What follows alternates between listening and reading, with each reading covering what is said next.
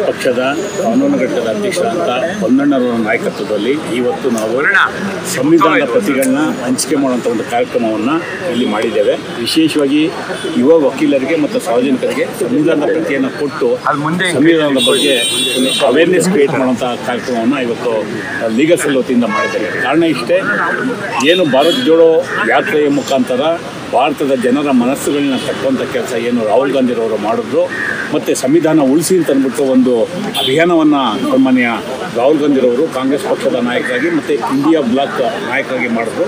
ಅದಕ್ಕೆ ಜನ ಆಶೀರ್ವಾದ ಮಾಡಿದ್ದಾರೆ. ಮತ್ತು ಏನು ನಮಗೆ 4 ಸ್ಥಾನ ಕೊಡಿ, ಸಂವಿಧಾನ ಬದಲಾವಣೆ ಮಾಡ್ತೀವಿ ಅಂತೇಳಿ ಘೋಷಣೆ ಮಾಡಿ ದೇಶದ ಪ್ರಜಾಪ್ರಭುತ್ವದ ವ್ಯವಸ್ಥೆಯನ್ನು ಬುಡಮೇಲು ಮಾಡೋದಕ್ಕೆ ಹೊರಟಂತಹ ಭಾರತೀಯ ಜನತಾ ಪಕ್ಷದ NDA ಒಕ್ಕೂಟವನ್ನು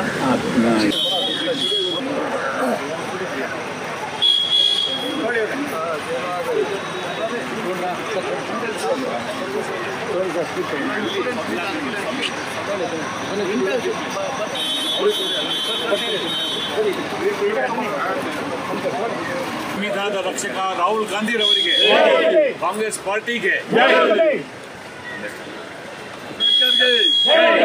ಅಂಬೇಡ್ಕರ್ಗೆ,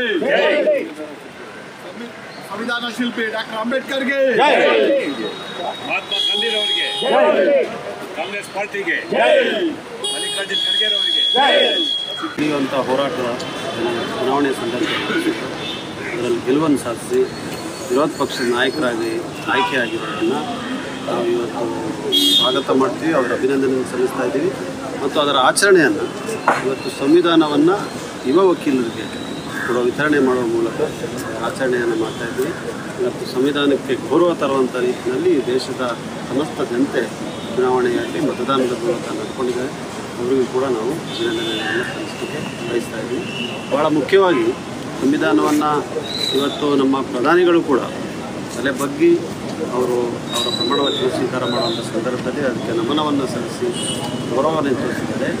ಇದು ಈ ಚುನಾವಣೆಯಲ್ಲಿ ಜನ ಕೊಟ್ಟಂಥ ಒಂದು ಯಶಸ್ಸು ಅಂತ ಹೇಳಲಿಕ್ಕೆ ಬಯಸ್ತಾ ಇದ್ದೀನಿ. ನಾನು ನಮ್ಮ ಯುವ ಪೀಳಿಗೆಗೆ ಮತ್ತು ಯುವ ವಕೀಲರಿಗೆ ಹೆಚ್ಚಾಗಿ ಈ ಸಂವಿಧಾನದ ಅರಿವಿಕೆಯನ್ನು ಮೂಡಿಸಬೇಕು. ಸಂವಿಧಾನದಲ್ಲಿರುವಂಥ ನೈಜವಾದಂಥ ಜಾತ್ಯತೀತ ತತ್ವಗಳೇನಿದೆ, ಧರ್ಮ ನಿರಪೇಕ್ಷತೆ ಏನಿದೆ